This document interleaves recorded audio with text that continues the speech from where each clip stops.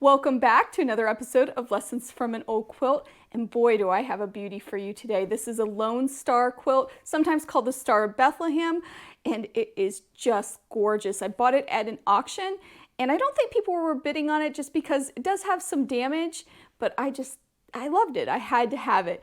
I ended up paying about $30 for it, which is just such a steal, I think, for this incredible quilt. It measures 68 by 70. Now you'd think it would be symmetrical and be 70 by 70 or 68 by 68, but I'll explain why when we take a closer look at this quilt. It is completely hand done. It is just incredible and super soft too. Now I struggled with dating this quilt for many reasons. I did a whole lot of research on it, and I believe it is from around the late 1800s to the early 1900s. I kind of get the feeling this might have been a kit, but there is some variations in the way that the fabrics faded and aged, so I'm not so sure about that.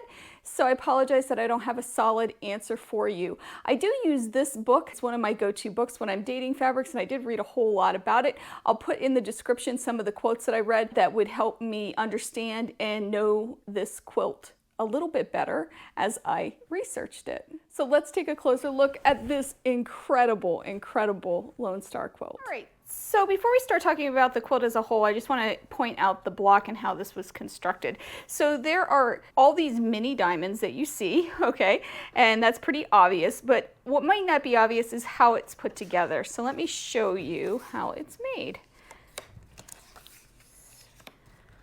So each unit is put together like this into these giant diamond units.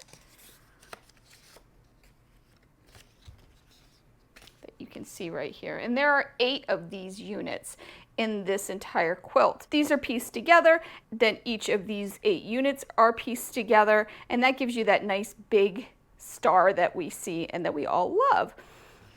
Now, modern patterns show this being pieced together and then these squares being put in with a seam usually down the middle. Not always, but sometimes. That's not how this was constructed. This was actually inset, so it was a Y seam right here that was put together by hand. All of the pieces were sewn together like that to make this incredible Lone Star or Star of Bethlehem quilt. The fabrics themselves are solids, and you can see that there are only a few fabrics used. We have this navy blue, this purple, a pink, and then either a light pink or a white. And that design, that fabric line, is repeated over and over again, which gives this wonderful look. In fact, it's repeated even into the border, the same order of fabrics as well, which is really neat too. Now, when you look at this quilt, you also see some pinks, and like I said, I'm not sure if it was bleeding or even if it was fading. Maybe it was a more vibrant pink, but we do see that there is a pinkish tinge to this block, the corner blocks, whereas these here are more white. Hopefully that shows up on camera. Sometimes it's really tough to get the white balance with these old quilts, but you have to trust me on that. So we also see that there is some inconsistent fading if it is indeed fading. And let me show you what I'm talking about. We see that here with these fabrics. You can see how these seem to be lighter than these, which is interesting because it's not like a whole row was faded, which makes me believe maybe it was a different fabric or even just a different quality of fabric. We also see it here where just one of these points here is faded, and you can tell it definitely is darker around the edges. So I'm not sure what happened there. I don't know if it was fading. I don't know if it was just different fabrics. I don't know if it was different dyes. I'm not sure what happened. We also see one minor mistake in the piecing, which would be really easy to do, by the way. And that is right here. So this piece right here should be purple to go consistently with these, and it is not. It is white, or it got bleached or faded, or I don't know exactly what happened. We have the same true here, and another mistake even here, which I love. I love that I can find these errors or mistakes in these quilts. Now, trust me, I spent a lot of time looking at these, trying to study them and see what's going on. I did not notice this when I first looked at this quilt. It was afterward that I saw that these pieces were pieced incorrectly or replaced or faded or ran out of fabric, or who knows what happened here. But these solids are wonderful, and they still, especially this blue, really held up well considering what I think the age is. So let's take a look at the quilting. So you can see here in the diamonds, all these wonderful diamonds, and there are 648 diamonds, by the way. 648 diamonds, crazy. Each unit has 81 diamonds, so when you multiply that by 8, you get 648. Anyway, so back to the quilting. You can see that there is a shadow quilting around each of these diamonds, which is lovely. It's beautiful. The quilt stitches, somebody had asked me about how many stitches per inch, so I am going to try to remember to include that in these videos. This is 8 stitches per inch, so not super duper tiny, but hey, I don't really care. It's consistent and beautiful, and it gave you this nice quilted feel. When we go over to the setting squares over here, you can see there's a medallion. So this medallion has a 8-pointed star in the middle. So what I think is really cool is the maker took the star pattern, replicated it in quilting form, and it just made a nice consistent look. We see also that there are diamonds quilted around this medallion, which reminds you of the piecing of the star too. I love those little details. They're wonderful. In the borders, however, we see a crosshatch, which is also really cool. And you see this line is continued into the border. Let me move that up so you can see that, into that border, and it just, the consistency, but the change of the pattern, it was seamless and beautiful. Now let's talk about the binding of this quilt. So the binding is, there's a lot of wear on it. You can see that here. And it is coming apart. It was put on separately, but it just has a lot of wear over the years, which is, that's what happens with binding, and you can always replace that too. I don't know if I will with this quilt because I love the patina and how it looks the way it is.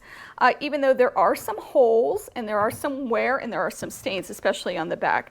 We see some holes here, and especially in this purple. This purple didn't seem to wear as well as the other fabrics, and you can see there is a lot of damage, especially in this area. So let's turn it over and check out the back. This is one solid piece of fabric, but you can see how the batting has broken down over the years, being a cotton batting, and how you can see the colors of the fabrics on the front poking through that batting and backing. Also, you can see some of the damage that is on the back of this. There is a lot of stains.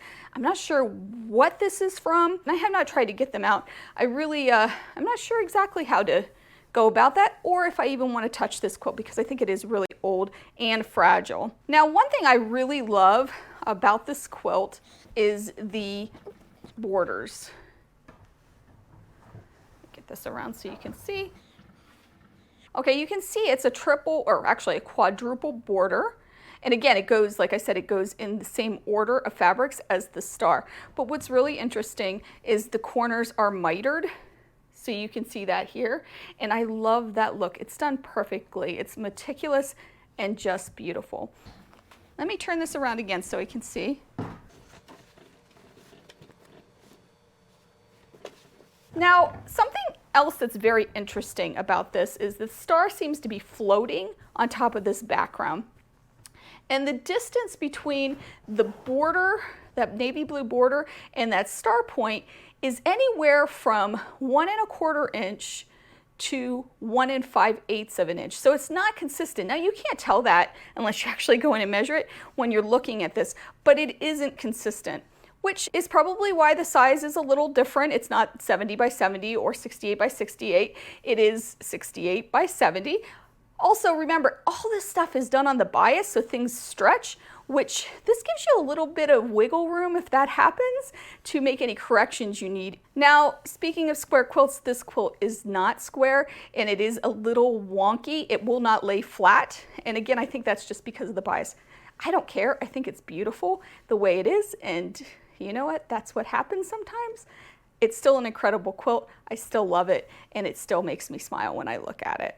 So many lessons to learn. This is my favorite part. I love looking at these old quilts and seeing what I can see and what I can take into my own practice. The first lesson that I think we really could benefit from is that border. I mean, how cool is that with the 3 different colors or 4 really, and how they go in order so it is uniform with the actual quilt design. I love the multiple borders. I don't use them enough on my own quilts. I think by the time I get to the border part, I just want it to be done. But I guess I really should start looking at borders in a different way, because this is a spectacular example of how a border can really frame a quilt. And again, speaking of the overall design and a nod to the overall design and pattern of this quilt, we see in the quilting that the actual block design is replicated both in the diamonds and in the little itty bitty Lone Star quilting motif in each of the corners. And I don't think I mentioned this when we were taking a closer look, but there's also half Lone Star quilt blocks quilted into the corners at the bottom, so the setting triangles that we see too. So they're all over the place, and it's a really nice nod, gives a nice consistency to this quilt. It's something I definitely want to think about, and hopefully you will too as you're quilting your quilts. And lastly, one of the coolest lessons we can learn is that if you have a quilt like this and maybe is on the bias or is not quite coming out the way you want it to, float those points like this maker did, and it will just look consistent and look like it's on purpose. So instead of the maker actually putting the points to the border where the maker may have lost some of those points, the maker floated them and left space between, which is a really smart idea. I hope you enjoyed this episode of Lessons from a Quilt. I have more to come. I have plenty of quilts to review, and I will be bringing you more soon. I hope you take some time to sew. Have a wonderful day, and I'll see you soon. Bye.